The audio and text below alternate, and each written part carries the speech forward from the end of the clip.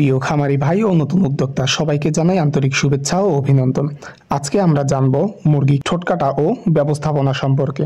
দেশের অধিকাংশ খামারি যেসব ভুল করে থাকে। আমরা প্রথমেই জানব মুরগি কেন ঠোকরাঠুকরি করে।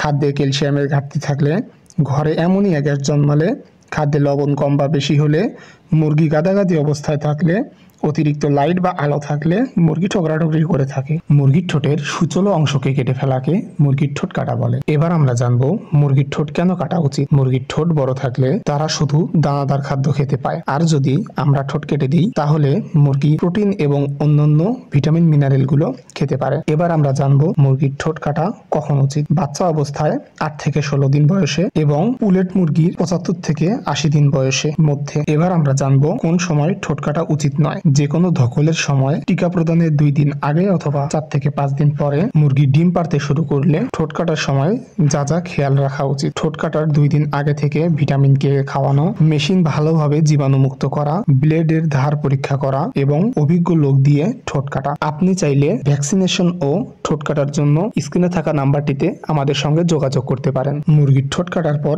3 ঘন্টা খাদ্য দেওয়া যাবে না এবং একজন অভিজ্ঞ ডাক্তারের পরামর্শ অনুযায়ী ঔষধ খাওয়াতে হবে। পোলট্রি সম্পর্কে এই সকল তথ্য জানতে আমাদের ইউটিউব চ্যানেলটি সাবস্ক্রাইব করুন ও ফেসবুক থেকে হয়ে থাকলে ফলো করতে ভুলবেন না। ধন্যবাদ।